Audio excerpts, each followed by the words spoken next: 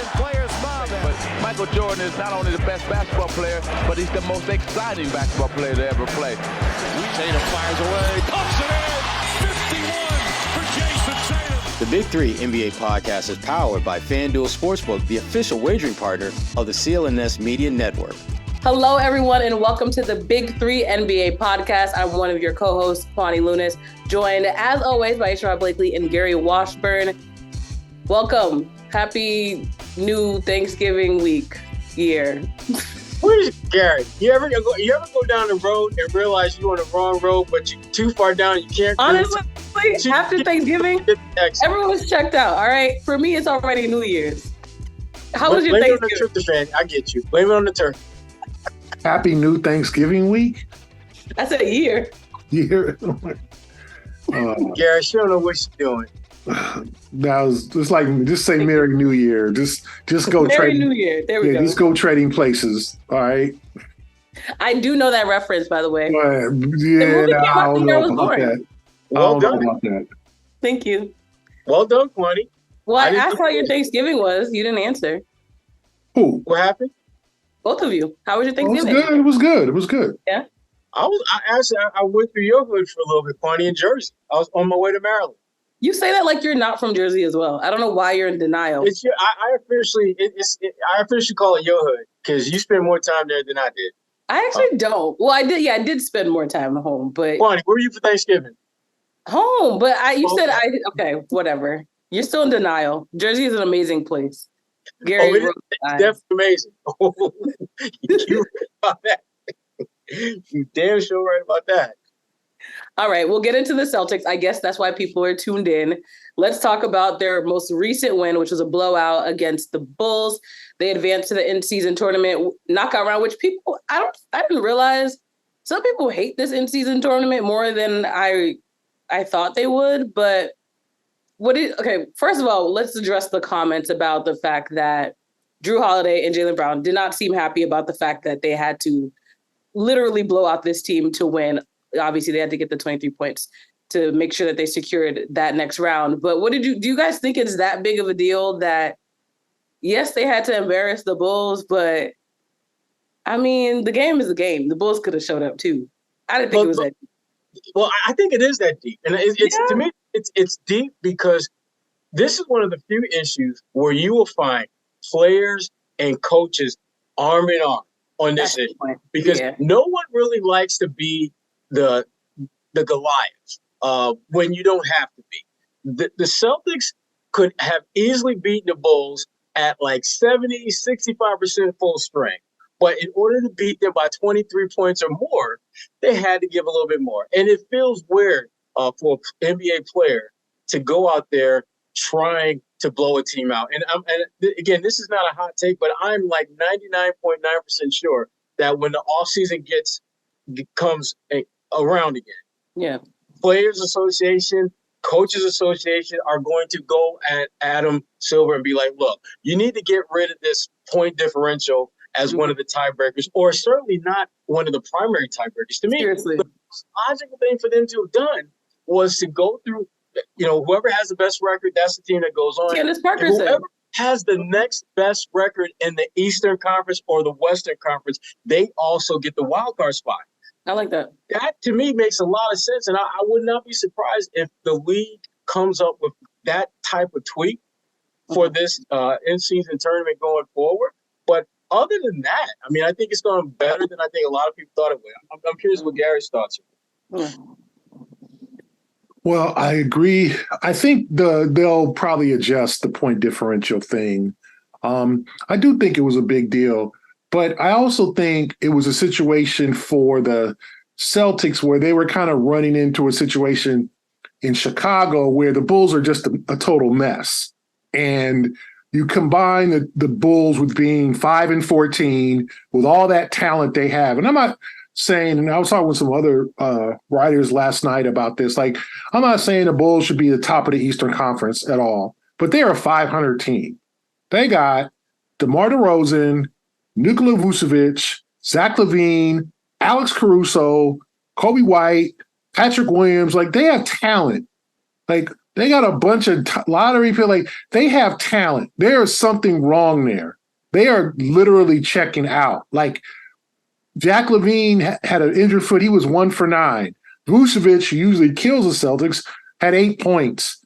Like, DeRozan kind of showed up, and then he kind of was like, all right, I'm good. I've done enough. I scored my 19. Like, they just were they laid down. And then the Celtics were like, well, if we're up 30, we might as well finish this off. And that's where it became kind of interesting, because it was one of those games where, let's say it was a normal NBA game. The Celtics are up 28 in the third quarter.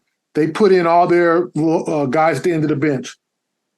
And then the Bulls, let's say, outscore them by 12. The Celtics win by 16.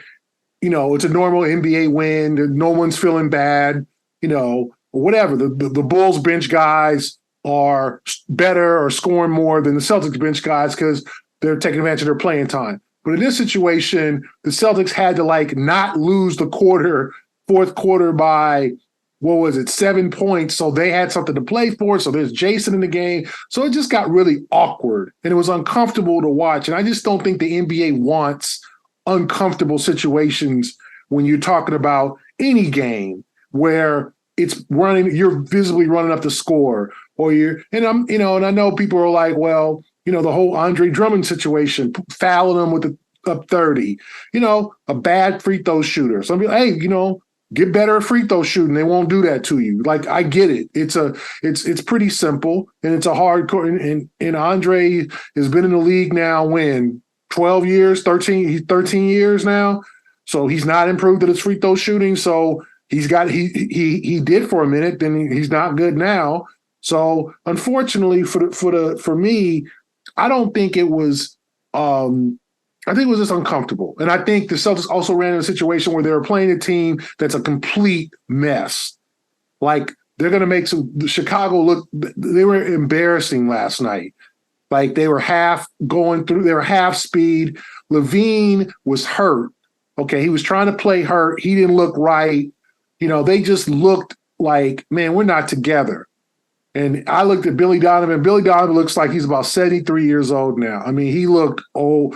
I just looked at him close up, and it was like, you know, you remember him before your time, Kwani, when he played at Providence or whatever in the mid 80s, and he was Billy the Kid, and he ain't Billy the Kid no more. He Billy the AARP recipient. Not the AARP. Billy the Crypt. It's like the Crypt. I mean, he is.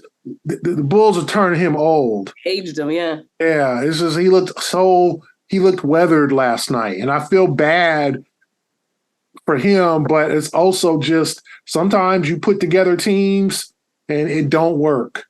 And they traded for LaVine. They got the Jimmy Butler deal. Vucevic, they got him for Wendell Carter. They signed DeRozan, or got DeRozan from San Antonio. Oh, we got our big three. It sounded good, and it has not worked. So I can't blame the Celtics entirely, but it was awkward and uncomfortable, and I think the NBA needs to avoid that. Sorry for the long answer. No, I think you're making very fair points. But then again, like, I understand the sentiment of Jaylen Brown and Drew Holiday, but then when you look at the opposite end of the spectrum, it's like the onus, I think, kind of is on the Bulls. Yes, they suck, but, like, y'all can't just even though that's obviously what they did, you can't just lay down and embarrass yourself. You're still a professional basketball team. I get it. Shots weren't going in, whatever the case may be, but I don't know. It's a trick. I think it's still tricky because I'm like, as a competitor, what are you going to do? Like, you, as a Celtics, you should keep playing. What are you going to do? Just stop? There's no mercy rule. Like, you got to keep going. The only thing you would have put the guys Banton and those guys, everybody's bench players, Lamar Stevens, and then it would have been the Bulls bench guys against the Celtics bench guys. But usually in that situation, as we all know, the team with the losing team usually makes a run, and the Celtics bench guys have gotten hungry guys come up. Yeah, and then suddenly you've lost that 23-point lead you need to have. And Joe could have done that, and they could have been eliminated. But I just think they saw the light at the end of the tunnel was like, well, we're here now, so we might as well get this done. Yeah. And the thing that jumped out to me as I was watching the last few minutes of that game, and you know, that exchange between Joe and Billy Donovan. I personally, from a petty standpoint, I really enjoyed that because I understood where Billy Donovan was coming from because he's just like, why you run up the score with my boys? And Joe was just like, because we're trying to get to Vegas. I mean, what? Period. Exactly. I enjoyed that. But the thing that it reminded me of is something that Joe said, or he talked about after they beat Toronto, and Toronto coaches got all the huff and puff because Joe called, did a challenge late in the game. Joe did that challenge because he was sticking up for his player who said that was a BS call made against me. Joe, I think, is slowly but surely throwing out these little breadcrumbs that show that there's a different kind of trust that he has with his team and a different kind of trust they have with him. Joe could have easily said, you know what, we don't really need the Vegas thing. We're trying to win a championship at the end of the season. Let's just make sure I keep Tatum and these guys healthy. We'll win this thing by 17, and we won't go to Vegas. But there was something said in that locker room by the players was just like, yo, let's go get this trip to Vegas, y'all. I know it might get a little uncomfortable, and we might have to crack that head maybe one time too many, because clearly they were the better team. But we need to play like we want to win this thing big. And Joe's like, you know what? Okay, that's what I'm going to do. I'm going to make sure we're in position to win this thing by enough points so we can get to Vegas. And again, I see the Toronto situation. I see this situation as more ammo for Joe building up this stockpile of trust that these guys have in him and vice versa.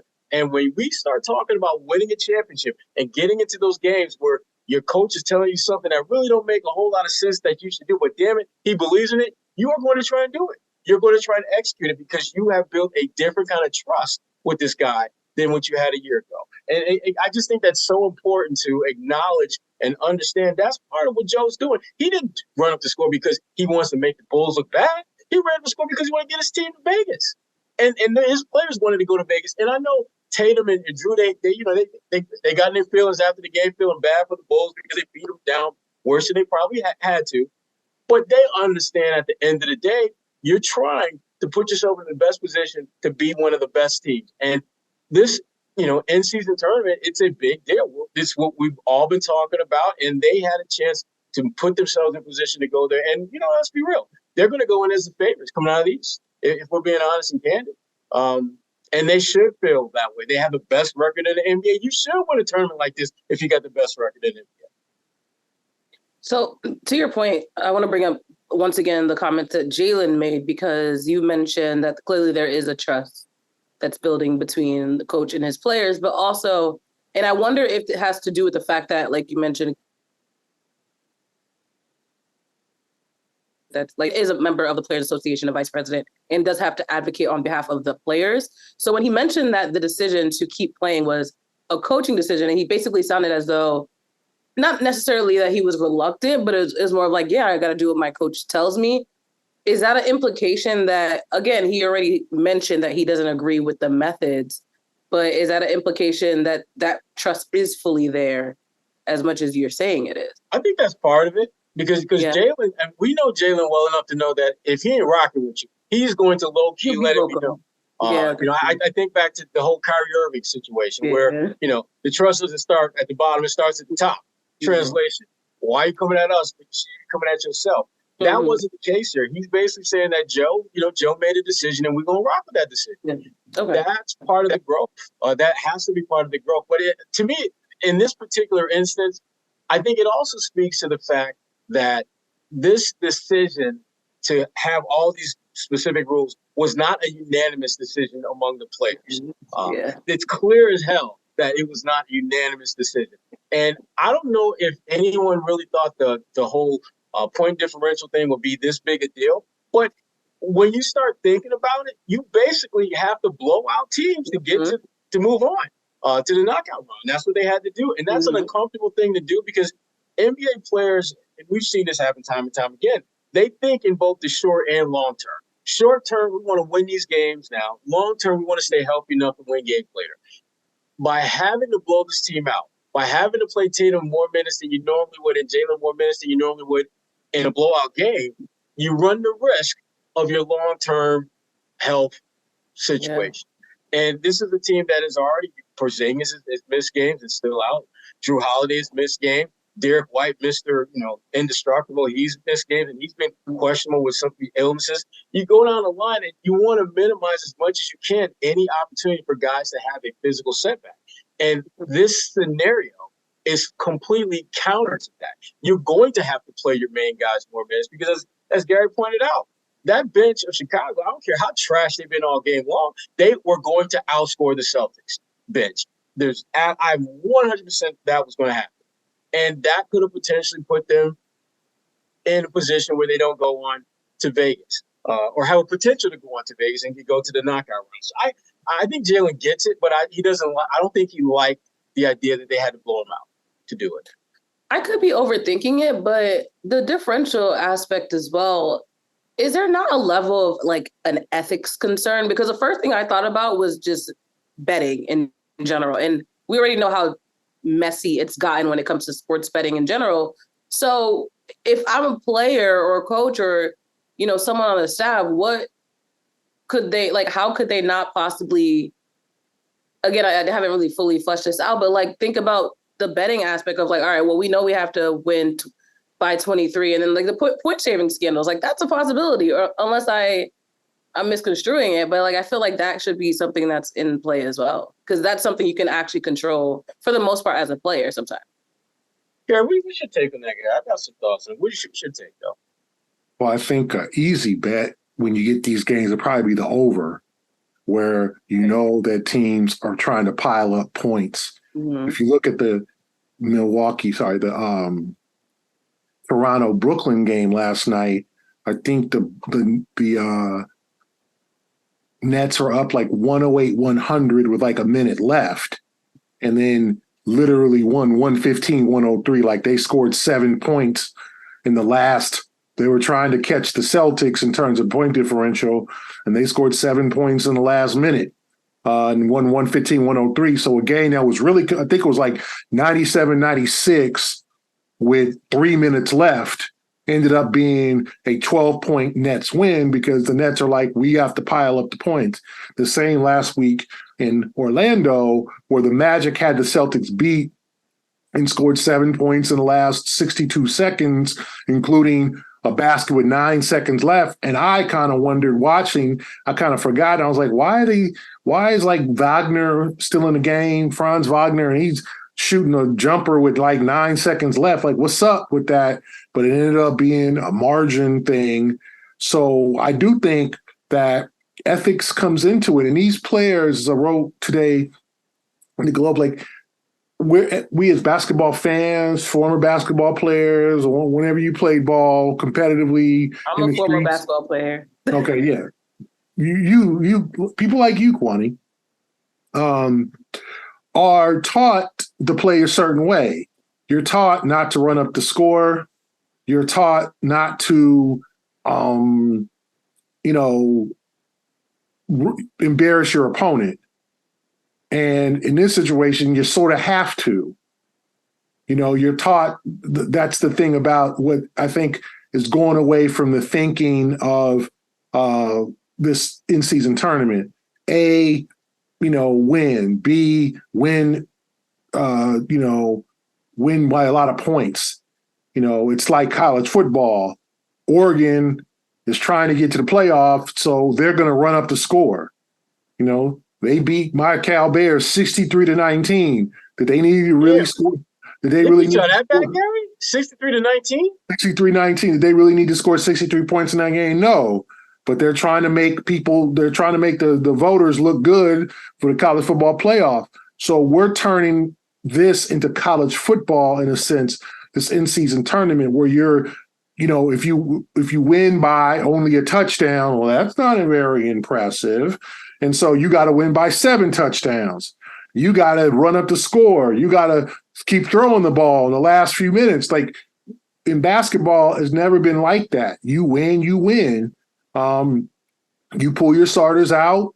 That's the whole thing about the Toronto thing with Dennis Schroeder having a problem. You don't challenge a play, you let it go. You got us beat. You ain't. Why are you trying to rub it in? Why are you trying to humiliate us? So this goes away from our conventional thinking as basketball fans and players. And that's what makes this whole thing uncomfortable, is that you don't want to see that. It was uncomfortable to see them, like, it was interesting. It was fascinating. It's one of the more interesting blowout games I've ever covered because, you're like, ooh, they've got to hit this shot. The kid who always kills the Celtics, his name, Ao Dosunmu. Hold on. Yeah, Dosunmu. I can't remember pronounce it. I always butcher his name. Ao. Okay, random idea I think needs to be made. I don't know if I've ever said this on the pod, but there needs to be a database where the players say their first and last name. Yeah.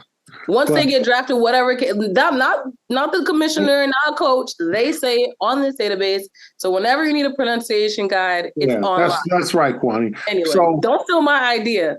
When you look at, he was scoring and what's the kid's name? Had 8 points. Javon Carter came off. He hit a 3. He hit a couple of jumpers. Like, it was like, like, oh my God, this guy I've never heard of, Julian Phillips here, or Dalen Terry is in the game. The relation to Jason Terry. Yeah, Julian Phillips went to the free throw line. You're like, ooh, if he hits both, he split a free throw. You're like, oh, like you're saying here. So this is crazy. I'm following. I'm hoping or seeing or whatever. If you're a fan, that these guys that I've never heard of don't score. And then I'm hoping, if you're a fan, that, Sam Hauser hits a 3 to put him up 33. Like, so it added another element to the game that was interesting, but I don't know if it was necessary because it kind of made you feel bad about the whole situation. Score early this NFL season with FanDuel, America's #1 sportsbook. Right now, new customers get $150 in bonus bets with any winning $5 moneyline bet. That's $150 if your team wins. If you've been thinking about joining FanDuel, there's no better time to get in on the action. The app is so easy to use. There's a wide range of betting options, including spreads, player props, over-unders, and so much more. So visit FanDuel.com/Boston and kick off the NFL season. FanDuel, official partner of the NFL. All right, moving on. On Monday, the Celtics will be playing Indiana at Indiana. Friday, they're playing Philly. But what do you think about the Indiana matchup, and what should we be looking forward to with that specifically? They're scrappy. That's a good team. They're playing good basketball. Playing a little bit, I think, above where I think some people thought. But to me, for me, it comes down to the BDB effect. BDB, that's Bruce Brown. He has been that guy. You look at what he did in Denver. He didn't put up great numbers. In fact, his numbers in Indiana are almost identical. And when you look at points, average, rebounds per game, and assists per game, that's what he did in Denver. But he's just a guy that has a presence out there. Particularly in clutch situation. He's played in as many. He's one of the league leaders in games played in clutch situations. And his plus minus in those situations is really good. So Bruce Brown is one of those guys I worry about. And Tyrese Halliburton, he's an all-star. I think he's one of the most underappreciated rising stars in the game. When you look at his playmaking, his shot-making ability, his facilitation skills, he really is one of the more complete players that we have in the NBA now. So it's going to be a tough game for the Celtics, but they're not going to go in the Indy and blow them out by 30 or 35 points. But I do expect them to win. Yeah, a couple things here. One, the Celtics, remember, beat the Pacers by 55 points in their first meeting. 2, Halliburton didn't play in that game, so Indiana's going to have some payback. 2, the game is at Indiana, but Indiana's lost some games at home recently. They lost to the Blazers the other night. It was funny. Like, I think they're 4-0 in the play-in tournament, and I think 5-7 or 6-7 in other games. So they flipped the switch for the play-in tournament. Obviously, it will be a difficult game, like Sherrod said. Indiana looking for the payback. They can score a lot of points. But I do think the Celtics are the better team. They're the deeper team. And we'll see how it all goes. The Miles Turner matchup. Also to look out for, is Porzingis going to be back for that game? He's got the sore calf. I saw him, he was taking some shots on the floor before the game against tequila the Bulls. or vodka? Huh? I'm sorry. I said tequila or vodka. You said shots. I pretended like I didn't know what you were meaning, Kwani. I didn't say anything. I know everyone is sick of me. I'm sorry. To our loyal viewers. Yeah, you had too much Thanksgiving. I don't know if happy Thanksgiving year. Might have taken some shots. What's wrong with her? I hear shots. I'm like, all right, what's this preference? Jumpers with a basketball, Kwani. I know. Anyway, he was taking jumpers before, but he wasn't moving. It wasn't like he was doing moving around. He was just taking stationary shots when he was walking around. So who knows if he'll be ready for that game? That's another element. And I said the Pacers will have payback, and I'm sure they'll make their adjustments and try to get this. It will be a big deal for them to get to Vegas. So the Celtics are going to have a real game on their hands. Now, honestly, it's the best matchup they could have hoped for, though, if you want to be honest. Did they want to play the Bucks? Even it could have been the Knicks or the Bucks too. The Knicks probably would have been a big challenge with Julius Randle and those guys. So I think they got the best matchup possible in this. And then if you win, you likely face the Bucks in the semis. But I think it's going to be a tough game for them. Not that they'll lose, but I just think they can't. They're not going to win by 55. They've had trouble in Indiana over the last few years winning there. They've had some tough losses out there. So I expect a very difficult game. But if the Celtics defend the way they're supposed to defend, hit shots, Jason and Jalen are both engaged with Drew and Derrick White, there's no reason why they shouldn't win by 8 to 10 points. And I think to your point, the in-season tournament has, I think, been a little more controversial than it should have been. But the fact that we are in the middle of the regular season and we're seeing matchups that already existed, but now the stakes are a little bit higher, I think it actually does make basketball a little more exciting. Of course, again, they have to iron out the logistics, I think, of this tournament if it's going to continue to exist in the league. But I think it's worth trying and continuing. You mentioned Porzingis, like you mentioned, that calf, he remains out as of now. And that was an issue when they decided that he was going to be on this team. Like, everyone knew that injuries were a part of who he is. But is there a level of concern just yet? He's already been injured a few times this season, or, is that just kind of the day-to-day of the league? There's always going to be some concern about injuries with Porzingis just because of his track record. It's unavoidable. But at the end of the day, you're hoping to get him for 60, 65 games this year, and they seem still, even with him being sidelined, still well on track to making that happen. I would be more concerned if it were an injury where there was a clear and undeniable, that injury looked really painful moment, or one where they're not basically having a timeline for when he may return. Like they're saying he'll be reevaluated in a week. That was their initial diagnosis, which, more than likely means he'll be out a couple of weeks. And if you're the Celtics, that's okay. One of the downsides to getting to, the knockout run was that they may have had a few more days to rest Porzingis.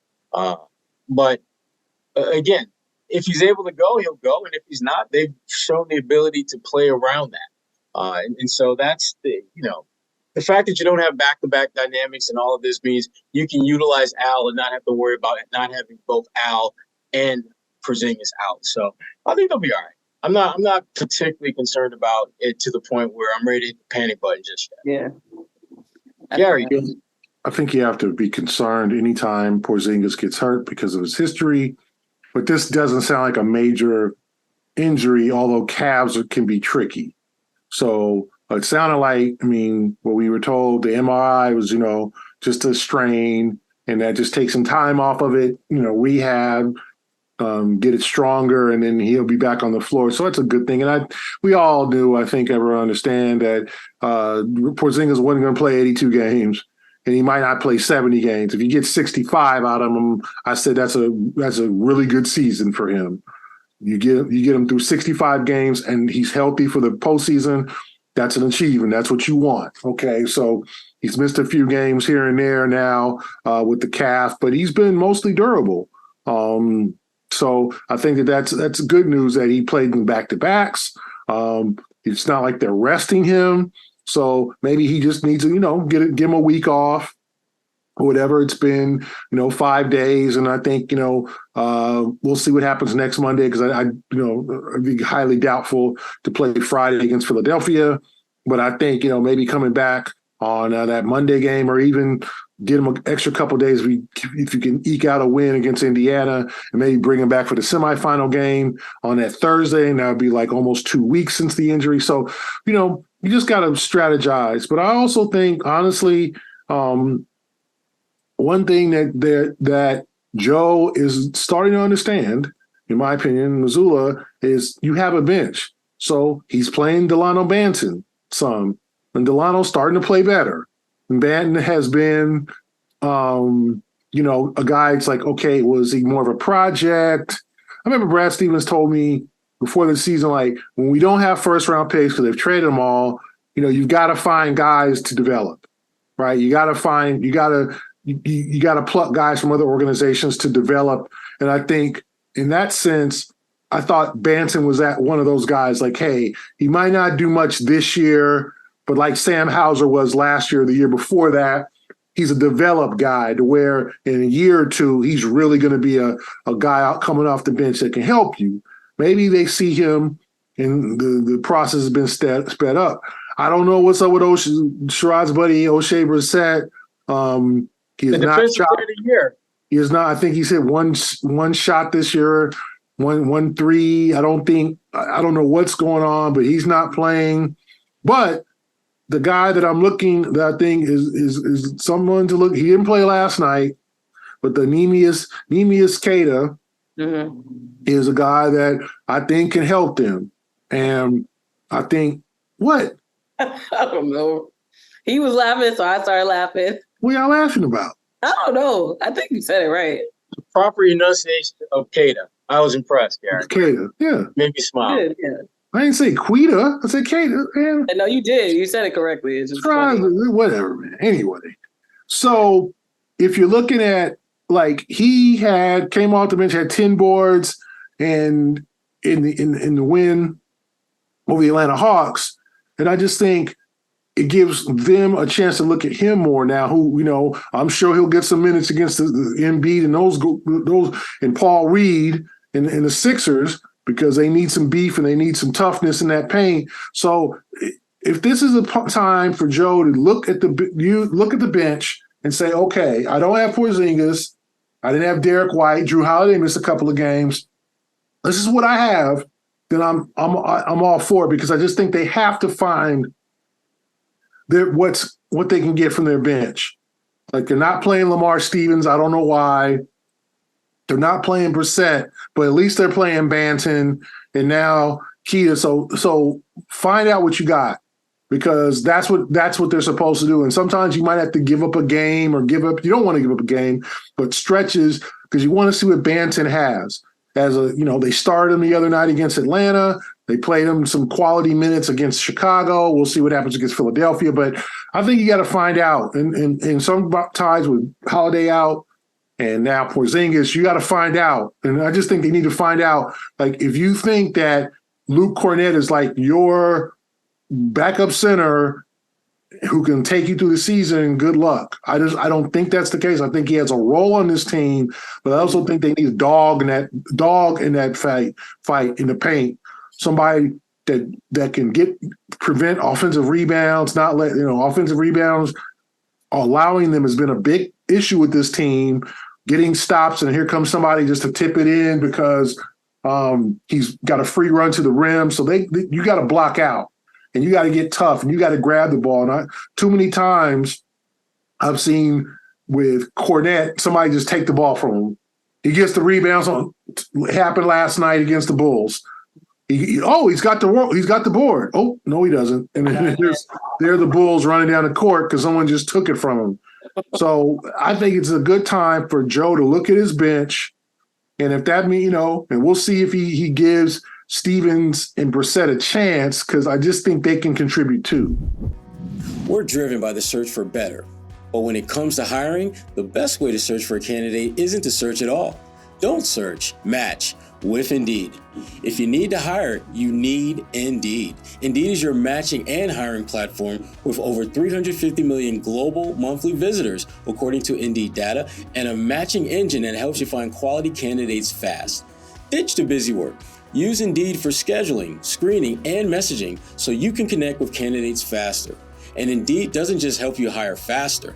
93% of employers agree Indeed delivers the highest quality matches compared to other job sites, according to a recent Indeed survey. One of the things that I love about Indeed is that it makes hiring all in one place so easy, because that is what you are looking to do when you're looking to make a hire. You don't want to dilly-dally around with trying to go through candidates X, Y, Z, knowing that X is probably needs to be X and Y is the reason why you're doing this, and Z is just hanging out there. You want to be able to hire in a timely fashion, and Indeed is a great way of making that happen. One of the keys to Indeed is their ability to leverage over 140 million qualifications and preferences every day, which allows Indeed to have the type of matching search engine that's constantly learning from your preferences. So the more you use Indeed, the better it gets. So listeners out there to this show, you'll get a $75 sponsored job credit to get your jobs more visibility at Indeed.com/A-List. Just go to Indeed.com/A-List right now and support our show by saying you heard about Indeed on this podcast. Indeed.com/A-List. Terms and conditions apply. You need to hire? You need Indeed.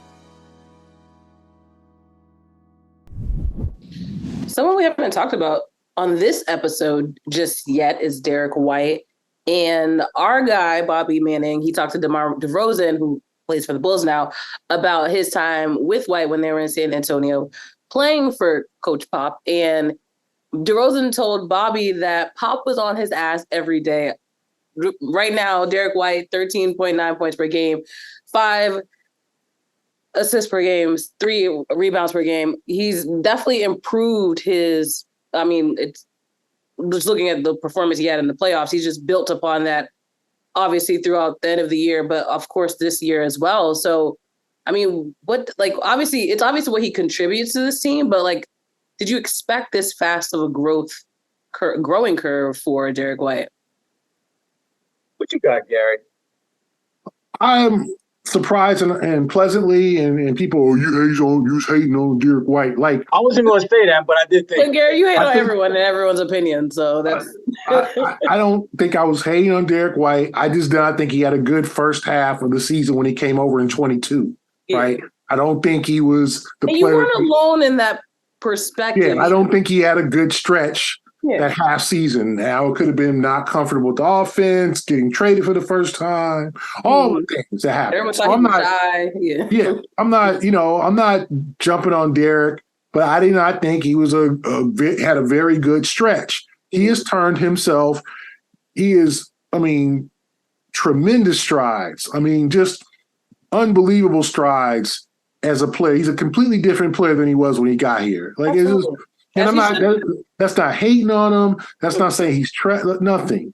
That just means he's a completely different player, more confident. I just think he's one of those guys where confidence really matters to him. Some guys don't care.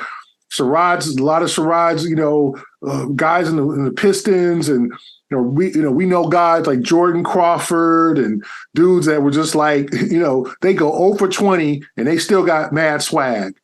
Derrick's one of those guys who needs to play well in order to keep playing well, right?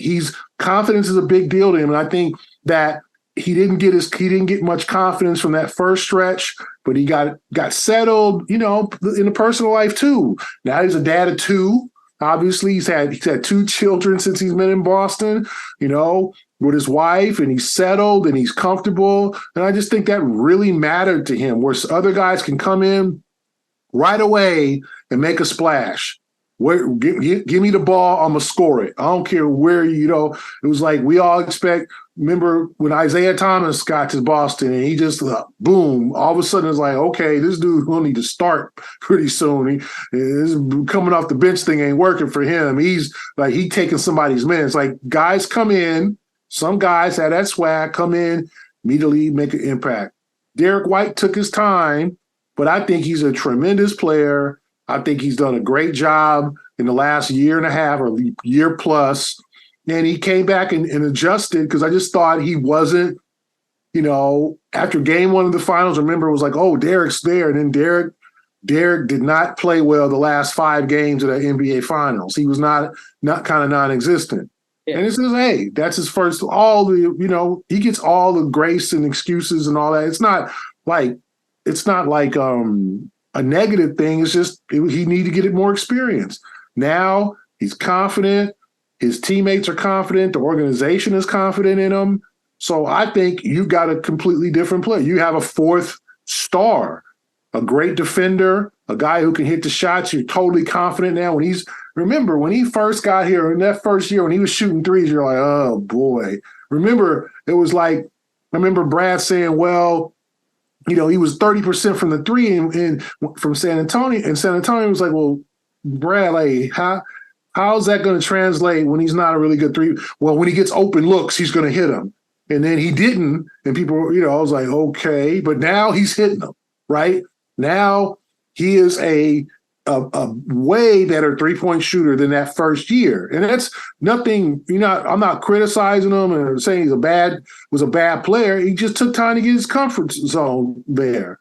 So I think, that's one of the biggest free agent pickups to me are trades that Brad has made to bring a guy in that people really didn't know much about, and now look what he's done. He is all defense, a staple on this team.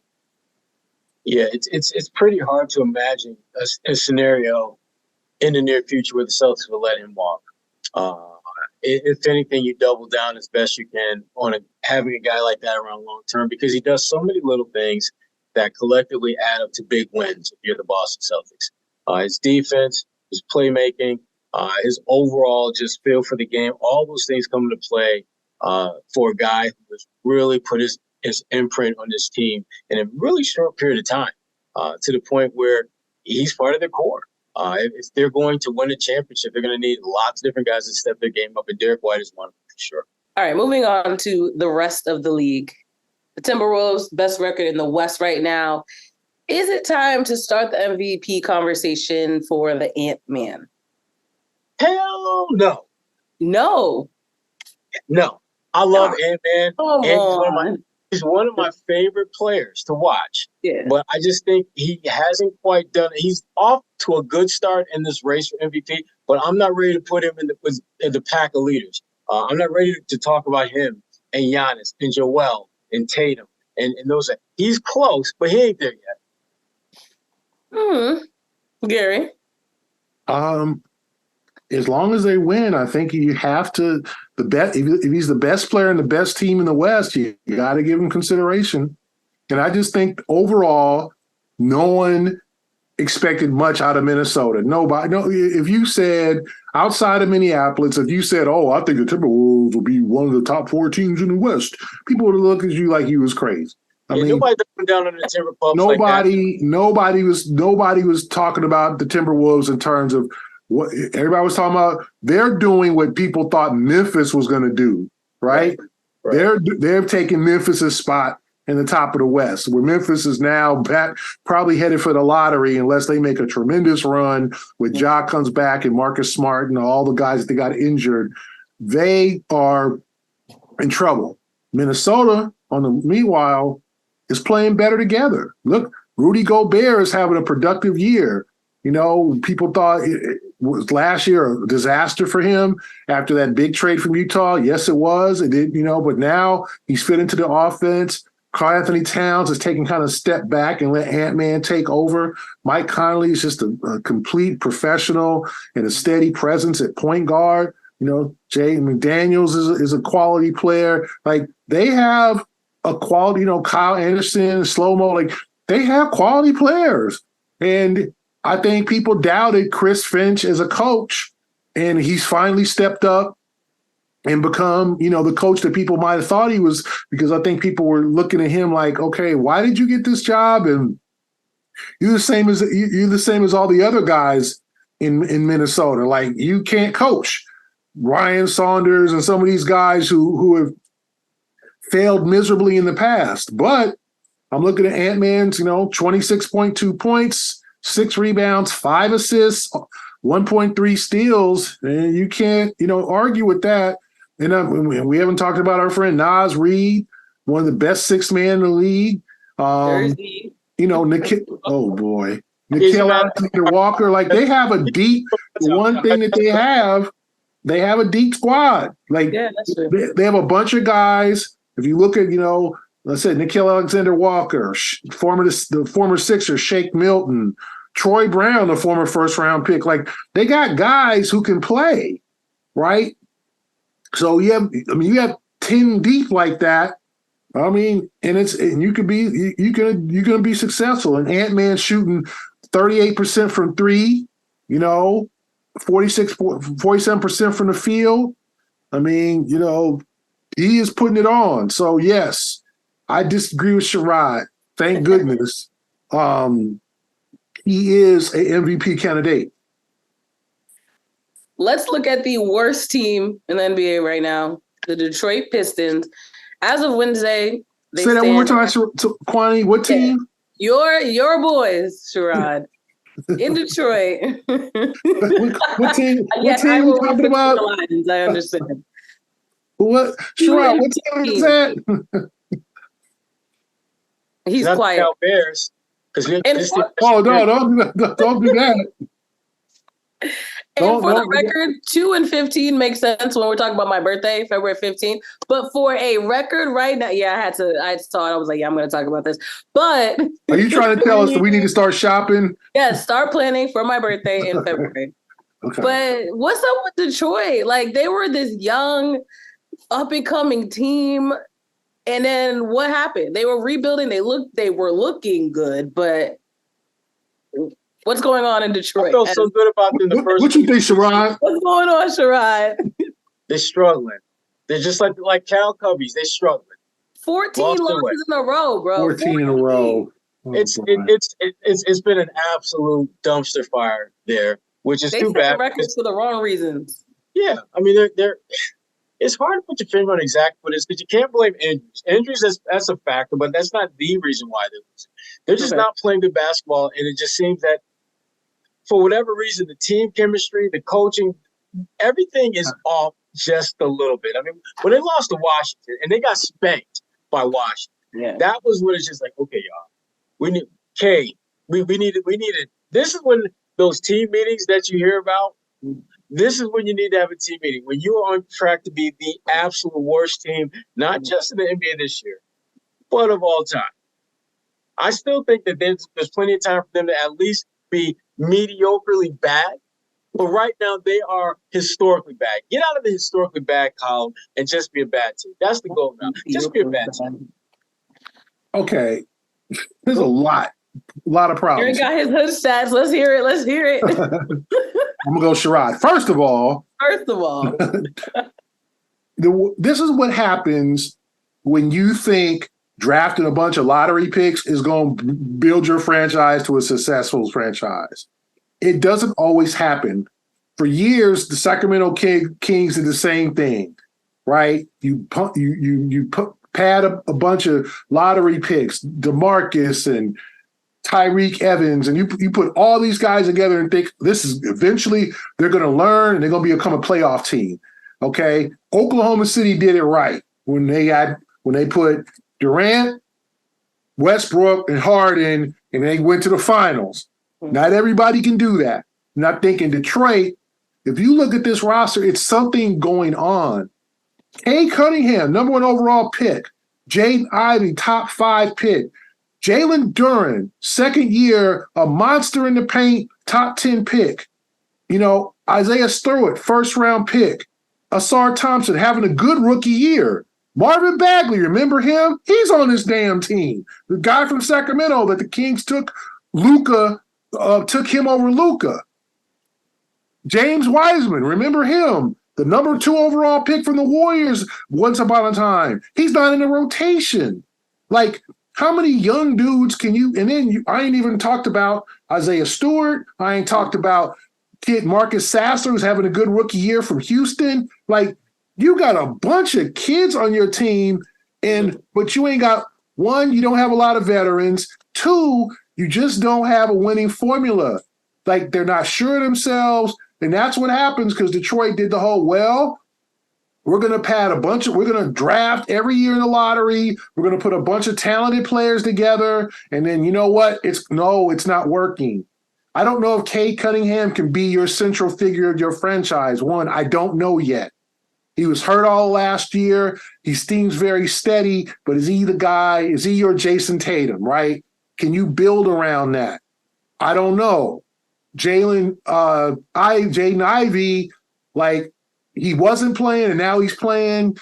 So Monty Williams, and then you gave Monty Williams, and I like Monty, great coach. They gave him the $72 million, and he just got fired in Phoenix. He's been fired in New Orleans. I don't know if that was the answer. Yeah. I don't know if that was the answer there. And I'm not saying Monty's, but something ain't right. And it's like, you watched the game against Washington. I don't know if you did, Kwani, because, I mean, if you got a life, you didn't watch that damn game. I did. So it says a lot about me. Facts. The Wizards were a better the Wizards who were bad. Right. Were a much better team. That's like, they completely outplayed. It wasn't close. And it was you're saying to yourself, how bad can it get? In Detroit, a great basketball city. We all know the history. We all know some of the knucklehead beat writers they've had over the years. You know, I heard about them. Oh yeah, we all know about some of the beat guys. They deserve a winner, but I just think when you pile together all these lottery picks and expect that's going, and I don't know what Troy Weaver's doing. Another Sherrod's buddies, Syracuse guy. The guy who got Carmelo to go to Syracuse so he can never do any wrong in Sherrod's eyes. But if you have, I don't know what he's doing wrong, and whether it's lack of veterans, and I know Bojan Bogdanovic is been out and he's kind of like their vet. Mm-hmm. Something's got to change. Whether you got to trade some of these guys, whether you got to put them in situations. James Wiseman not playing is a problem. He's a former number 2. You got Marvin Bagley and James Wiseman, and neither of them dudes start. Bagley was a 3rd pick. Mm-hmm. Wiseman was a 2nd pick because Jalen Duren came on, was like, I'm taking all y'all's minutes. So you got 2 dudes who are literally 22, 23 on the bench sitting there like rotting. Like, you got to move them maybe for a veteran. You got to get older because how long are you going to develop? 5 more years? Because this has been a 5-year plan. We year 7 on the 5-year plan. I mean, I was talking with somebody yesterday, our friend Suichi Tejada, who's a Detroit native, and he was talking about when they drafted Andre Drummond back in 2011 or 10, and how he was supposed to be the truth. Andre in his 13th year now. That's a long time ago. Like, you know, like, and the Pistons ain't won since then. They ain't won since then. They ain't won since Sherrod left. That's been a minute. 2009. So that's almost 15 years. Like, what can you do? Like, I feel sad for the Detroiters, for the real hoop fans out there. They got to look to Michigan and Michigan State because the pro team ain't doing nothing. And I don't know what to say because it's not like they're throwing a bunch of trashy dudes. Like, they're young and they got talent. What's going on? You tell me, Sherrod. Well, part of the problem is that they've had multiple misses in the draft. And the blueprint that Troy is working with is the same blueprint that he was accustomed to working with when he was with OKC.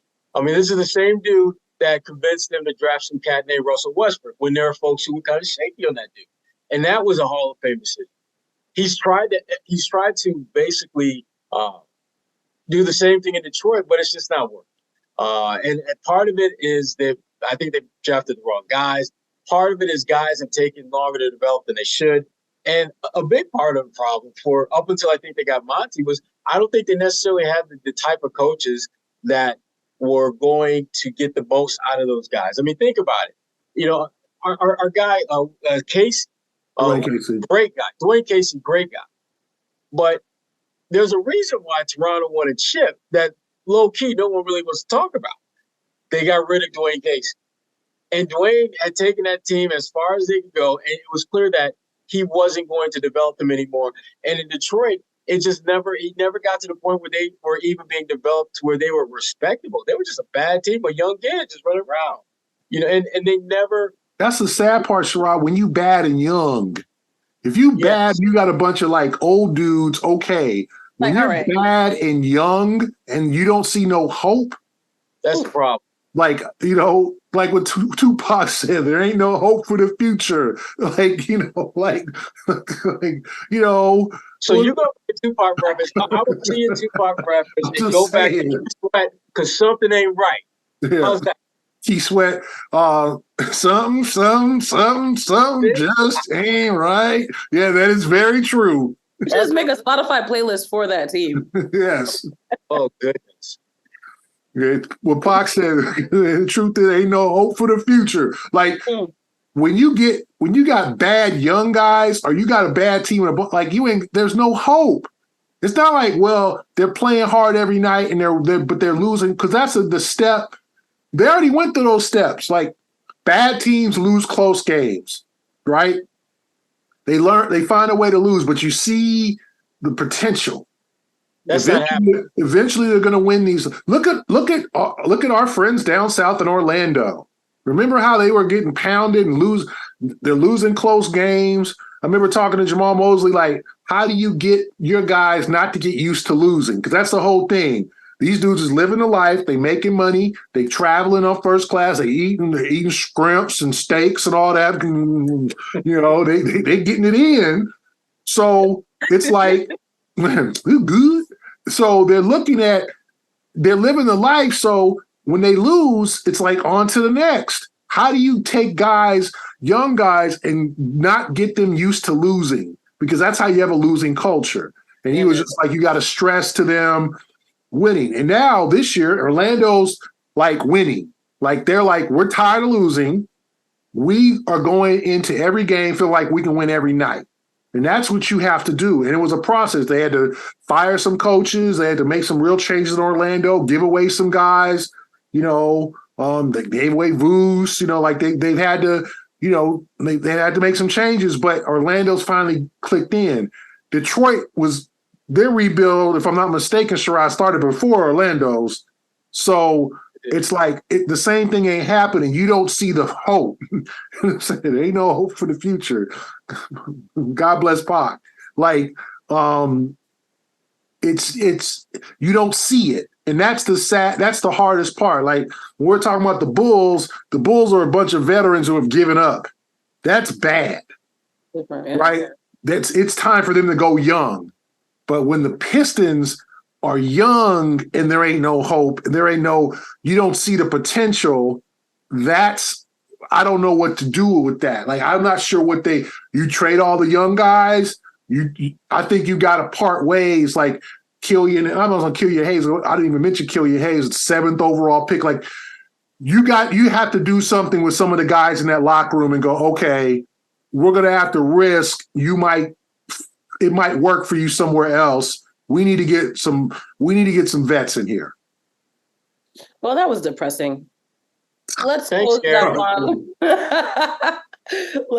on a high note. What should we close out with? What are you looking forward to over the next week? What's that?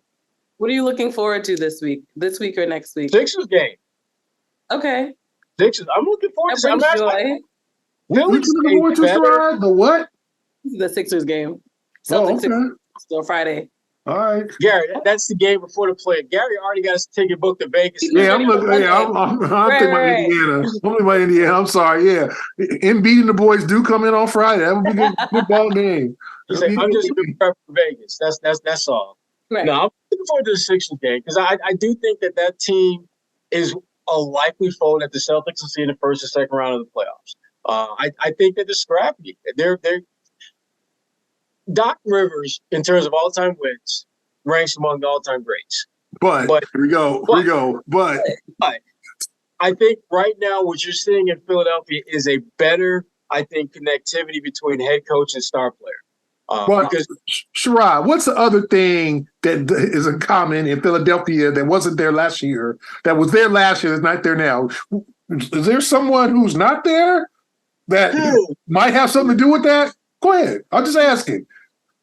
That's part of it, Gary. Part of it.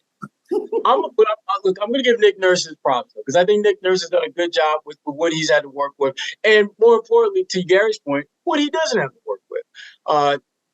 They're playing, I think, as close to their potential, I think, as almost any team in the East right now. I don't think there are too many levels that they can go up from where they're at now. Because right now, they're like a top 3, top 4 team in the East, and I don't see their ceiling being much higher than that. And that's great. That's a great test for the Celtics at this point in the season because the Celtics, they need to get into a rhythm of being at their best. Like the way they dismantle Chicago, that's what you do to bad teams. But you need to have that same edge, that same nastiness, that same killer in you when you play a team like Philly. Philly is a team that, again, if you're playing at your best, they're playing at your best, if you're the Celtics, you should win that game by 10, 15 points. And that, to me, is a good test for them going forward at this point, particularly before the play-in tournament, because the point that you made, Gary, about what happened, when they played Indiana earlier, don't be surprised if Neesmith has, like, the best game he's ever had in his life. Would not shock anyone. And if you're the Celtics, you need a nice tune-up to have that type of edge. Whether you win or beat Philly, that's still going to be a game that's going to force you to play your best in order to win, or at least close to your best to win. Yeah. And they need that now. So I'm looking forward to that game, see how they handle that. Okay. Before we wrap, I want to note that we're all wearing hoodies, which is super cool. And mine says Boston College. What that mean? Wow. Let me guess. Yours is BU? No, it's just red. Really? Who just wears a red sweatshirt? What is that? It's just red. It's a company that I'm not going to say the name. Wow. Yeah, you're not sponsored. I do rock their gear. Gary, what's on yours?